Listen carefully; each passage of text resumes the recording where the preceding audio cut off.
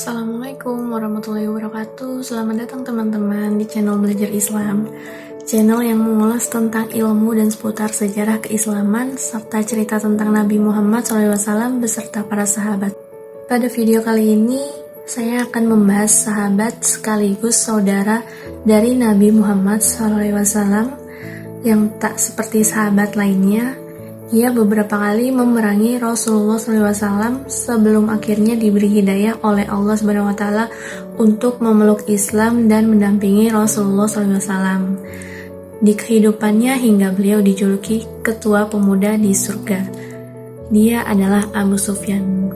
Baik teman-teman, kita langsung simak saja videonya.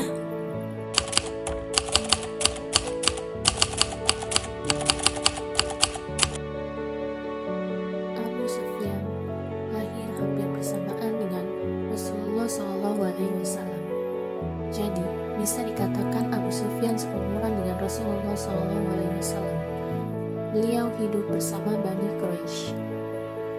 Abu Sufyan merupakan sepupu Rasulullah SAW. Tercatat, ayah dari Abu Sufyan adalah Al-Harits bin Abdul Muttalib. Sedangkan ayah Rasulullah SAW adalah Abdullah bin Abdul Muttalib. Mereka kakak beradik yang menjadikan Abu Sufyan dan Rasulullah SAW menjadi sepupu. Kedekatan mereka lebih dipererat karena mereka saudara sepersusuan. Mereka tumbuh dan besar menjadi sahabat bermain yang saling menyayangi satu sama lainnya. Maka tak heran jika digadang-gadang Abu Sufyan menjadi orang terdepan yang mengikuti ajaran Islam.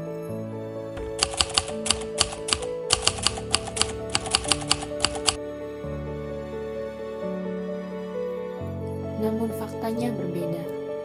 Abu Sufyan adalah salah satu orang yang paling menentang Rasulullah SAW dengan dakwahnya yang masih sembunyi-sembunyi. Api kebencian begitu menyala di hati Abu Sufyan, bahkan menghapus kepercayaan dan persahabatan mereka sejak kecil. Abu Sufyan ketika dewasa merupakan penunggang kuda yang terkenal. Selain kemahiran menunggang kuda, beliau juga terkenal sebagai penyair yang memiliki imajinasi tinggi. Dengan dua keahliannya, Abu Sufyan menjadi komandan tertinggi di kaum Quraisy. Melalui syair-syairnya yang bagus, Abu Sufyan memprovokasi kaum Quraisy untuk tidak mempercayai kata-kata Rasulullah SAW. Ketika Rasul mulai berdakwah secara terang-terangan, tercatat ada 3 perang beras di mana ada Abu Sufyan dan Nabi Muhammad SAW yang berseberangan kubu antara kaum muslimin dengan kaum Quraisy.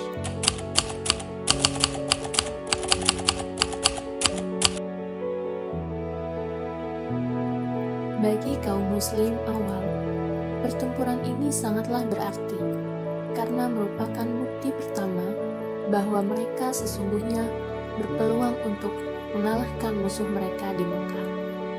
Mekah saat itu merupakan salah satu kota terkaya dan terkuat di Arabia zaman jahiliyah. Kemenangan kaum muslim juga memperlihatkan kepada suku-suku Arab lainnya bahwa suatu kekuatan baru telah bangkit.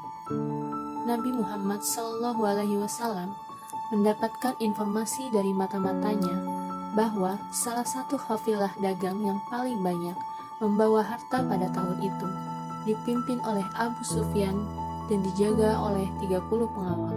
Mengingat besarnya kafilah tersebut atau karena beberapa kegagalan dalam penghadangan kafilah sebelumnya, Nabi Muhammad SAW mengumpulkan pasukan sejumlah lebih dari 300 orang yang sampai saat itu merupakan jumlah terbesar pasukan muslim yang pernah diterjunkan ke medan perang.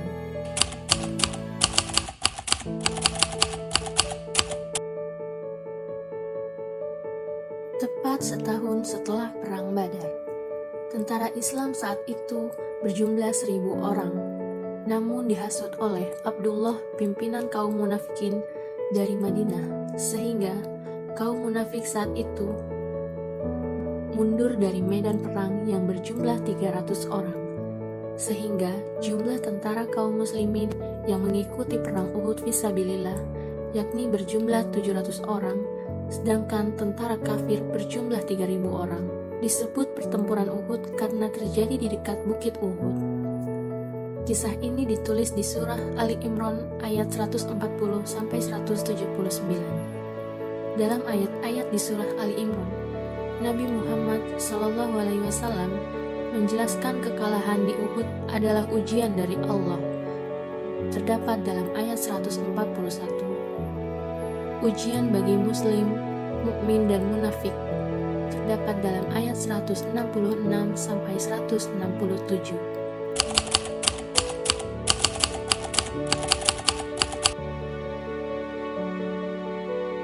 Pertempuran dan pengepungan Madinah ini dipelopori oleh pasukan gabungan Al-Ahzab Konfederasi antara kaum kafir Quraisy Makkah, suku-suku Arab lain sekutu Quraisy, dan Yahudi Bani Nadir yang pasukan ini dikomandoi oleh Abu Sufyan. Untuk melindungi Madinah dari serangan gabungan, maka dibuatlah parit sebagai strategi berperang, strategi pembuatan parit di sela-sela daerah yang tidak terlindungi oleh pegunungan. Setelah terjadi pengepungan, selama 1 bulan penuh, Nu'aim bin Mas'ud al-Ashja'i yang telah memeluk Islam tanpa sepengetahuan pasukan gabungan dengan keahliannya memecah belah pasukan gabungan. Lalu Allah Subhanahu wa Ta'ala mengirimkan angin yang memporak-porandakan kemah pasukan gabungan dan memadamkan api mereka, hingga akhirnya pasukan gabungan kembali ke rumah mereka dengan kegagalan menaklukkan kota Madinah.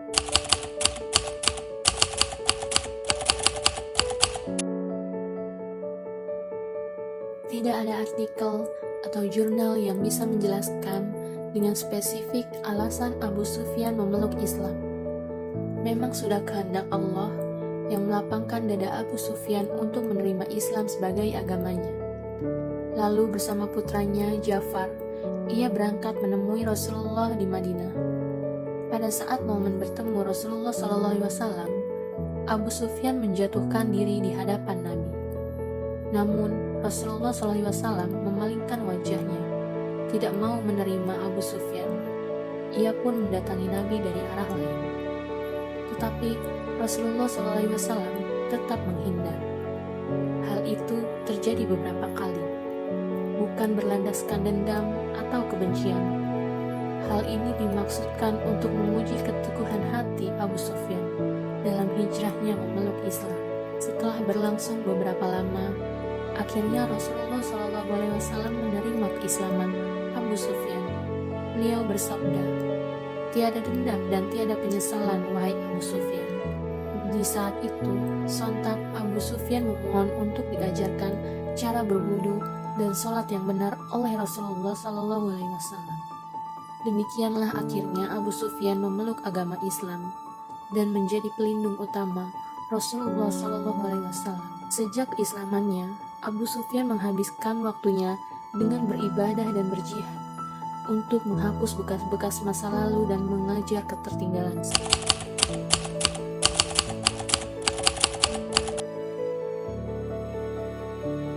Setelah masuk Islam, Abu Sufyan teguh dengan pendiriannya, memperjuangkan Islam di jalan jihadnya. Ia selalu ikut bersama Rasulullah SAW ketika menghadapi perang-perang besar.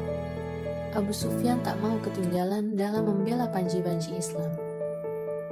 Pada waktu itu, di suatu perang yang terjadi, Abu Sufyan sedang memegang erat kendali kuda Rasulullah SAW.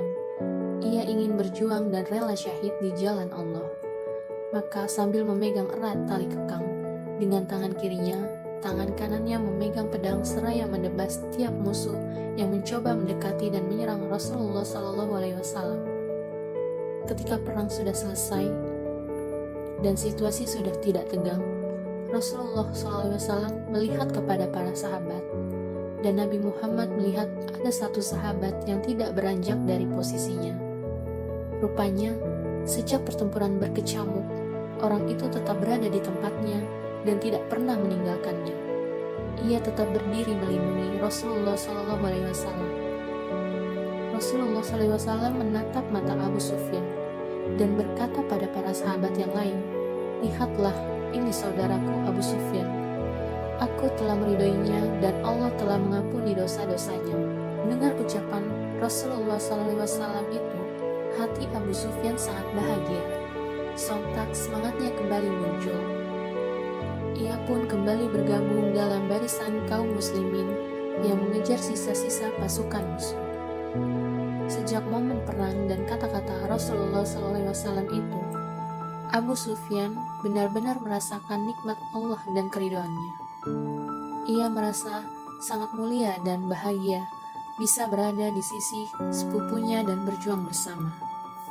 Hari-harinya dipenuhi dengan ibadah, belajar Al-Quran dan mengamalkannya. Dia berpaling dari kemewahan dunia dan menghadap Allah dengan seluruh jiwa raganya. Suatu ketika, Rasulullah SAW melihatnya di dalam masjid. Beliau berkata kepada Aisyah, "Tahukah kamu siapakah orang itu?" "Tidak ya Rasulullah," jawab Aisyah. "Dia anak pamanku, Abu Sufyan bin Harits." "Perhatikanlah, dialah yang paling pertama masuk masjid dan paling terakhir keluar. Pandangannya tidak pernah beranjak dan tetap menunduk ke tempat sujud. Dialah ketua pemuda di surga." Mulai saat itu, Abu Sufyan mendapat gelar dari Rasulullah SAW sebagai ketua pemuda di surga.